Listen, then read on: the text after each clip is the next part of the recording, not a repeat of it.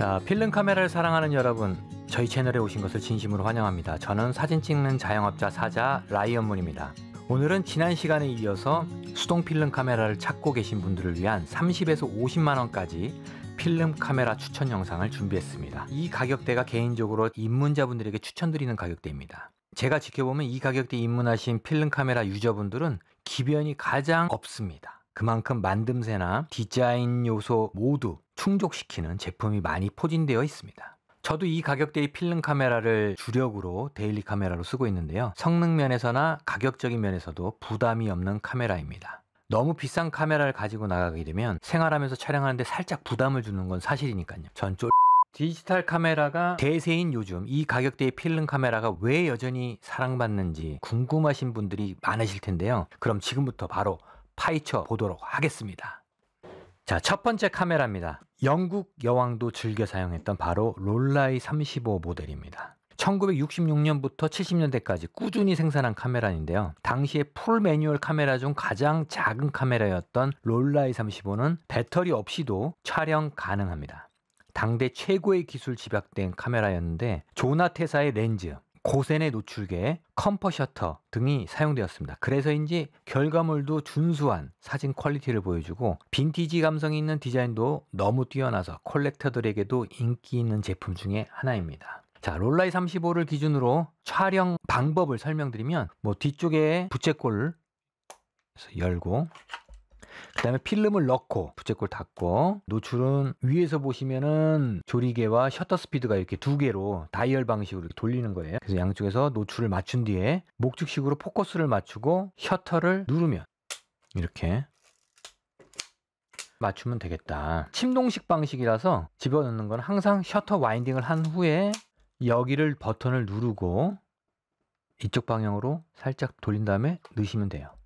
렌즈가 들어간 상태 보이죠? 이렇게 해서 보관해 하셨다가 또 나중에 또 촬영하면 되겠습니다. 제 영상 중에 롤라이 35 리뷰 영상을 다룬 게 있으니까 참조하시면 되겠습니다. 이쪽에다가 올려놓도록 하겠습니다. 참고로 최근 2024년에 등장한 롤라이 35 AF 모델은 예전 롤라이 35의 디자인을 복각하고 오토포커스라는 롤라이 35의 단점을 보완해서 나온 제품입니다. 디지털이 판치는 2024년도에 필름 카메라가 등장한 것은 그만큼 필름 유저의 니즈가 있고 롤라이 35가 현 시점에서도 각광받고 있다는 증거가 아닐까요?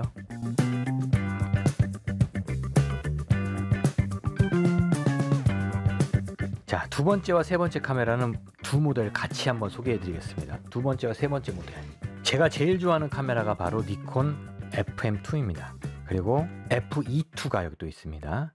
M과 E는 매뉴얼과 일렉트로닉의 약자를 따온 것만큼 이 이름에서 보듯이 FE2는 약간 전자식 셔터가 들어가 있고 FM은 기계식 셔터가 들어가 있습니다. 먼저 FM2 먼저 볼게요. 필름 카메라의 상징적인 모델이지 않을까 생각됩니다. FM2는 82년도에 나온 겁니다. 배터리가 없어도 촬영이 가능하고 최고 셔터 속도가 4000분의 1초, FM2N 기준이죠. 플래시 싱크 속도도 250분의 1초, 작고 가벼운 바디, 노출계의 작동을 위한 LR44 배터리가 2개 들어간다는 거, 이 정도 있고요.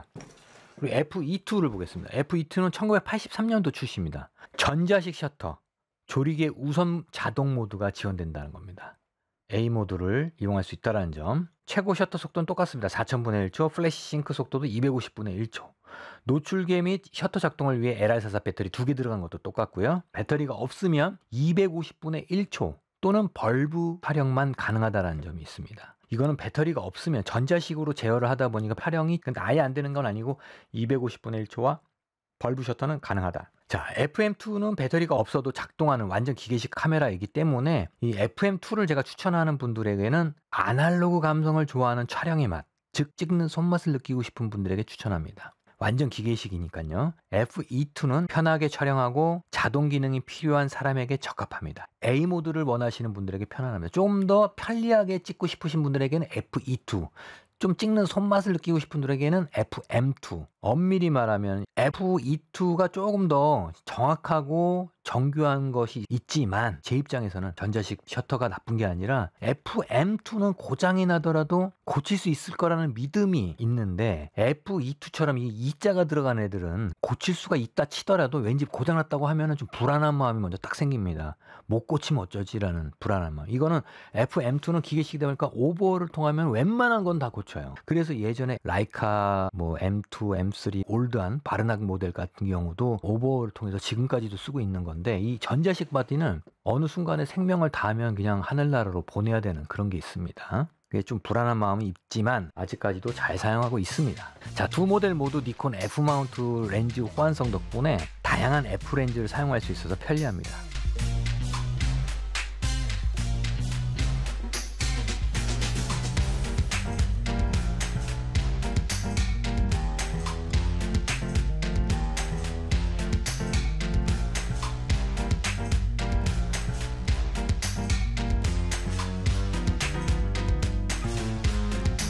네 번째 소개할 카메라는 중형 카메라 롤라이 플렉스 오토맷입니다. 롤라이 플렉스는 독일의 프랑케 운트 하이데케사에서 개발한 중형 필름 카메라 브랜드로 세계 최초의 본격적인 TLR 트윈 렌즈 리플렉스 이안 반사식 카메라로 유명합니다. 이 두 렌즈의 구성, 아래쪽에 있는 촬영 렌즈 테이킹 렌즈라고 불리고요, 위에는 뷰잉 렌즈라고 합니다. 촬영자가 보고 있는 렌즈, 피사체를 바라볼 때는 이 뷰잉 렌즈 위에 거를 보고요, 그 다음에 사진은 이 밑에 게 찍히는 거죠. 이 위 렌즈가 지저분하면 지저분하게 보이겠지만 찍는 데는 이 렌즈가 중요하다는 거죠. 아래 렌즈가. 이게 깨끗하면 잘 찍힌다는 겁니다. 반대로 뷰잉 렌즈는 깨끗한데 테이킹 렌즈가 더러워. 그러면 어떻게 되겠어요?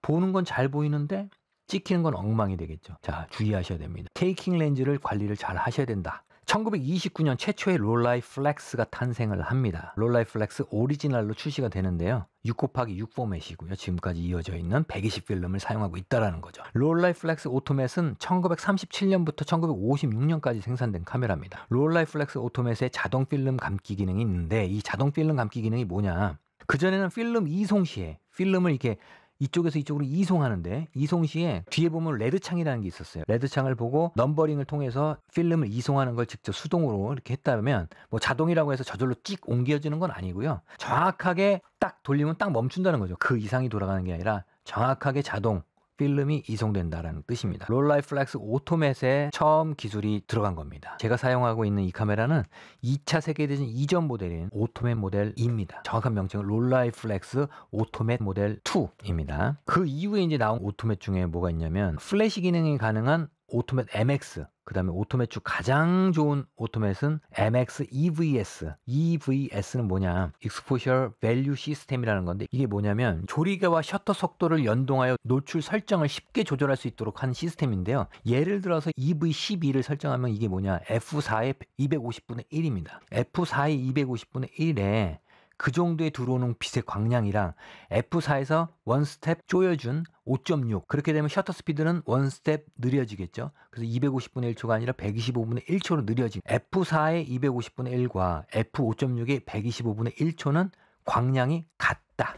또 F8과 셔터 스피드 60분의 1초, 한 스텝 쪼이고 한 스텝 슬로우하게 셔터를 내려준 요것도 빛의 광량이 같다. 이 모든 게, 이 세 가지 모두가 다 EV12라는 겁니다. 그래서 EV 값을 설정하면 같은 광량의 셔터 스피드, 조리개의 관계를 EV12로 세팅된 모든 곳을 쉽게 이동하면서 촬영할 수 있다. 그게 바로 EV 시스템이라고 보시면 되겠습니다. 그 기능이 들어간 게 바로 롤라이 플렉스 MX EVS입니다.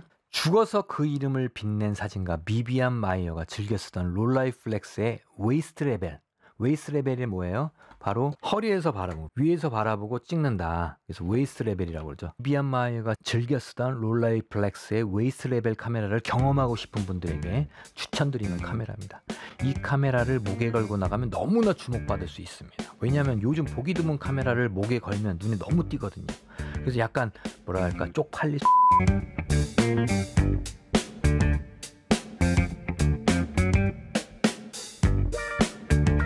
이 가격에 마지막으로 소개해드리고 싶은 카메라는 바로 올림푸스 OM1입니다.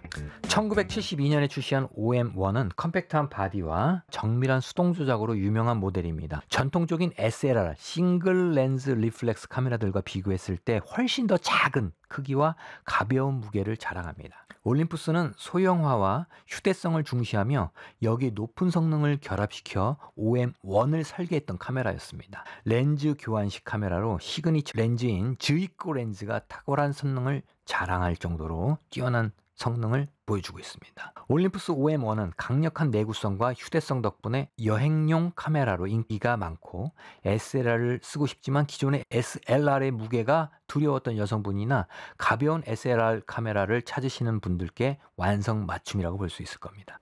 자, 이렇게 오늘은 30만 원에서 50만 원 사이의 필름 수동 카메라를 소개해 드렸습니다. 오늘 소개한 카메라들 중에 어떤 모델이 가장 마음에 드셨나요? 이 외에도 이 가격대의 다양한 카메라는 존재합니다. 저도 사용하지 못한 무수히 많은 카메라들이 있으므로 여러분들 중에서 추천해 주시고 싶은 모델이 있으면 언제든지 댓글로 알려주시면 이 영상을 보시는 많은 분들이 참조할 것이고, 또한 저도 참조해서 한번 사용해 보도록 하겠습니다. 여러분이 원하는 스타일이나 기능에 맞는 카메라를 잘 고르셨으면 좋겠습니다. 그럼 오늘도 좋은 사진 촬영하시고, 지금까지 시청해주신 여러분 진심으로 감사합니다. 저는 사진 찍는 자영업자 사자 라이언 문이었습니다. 감사합니다.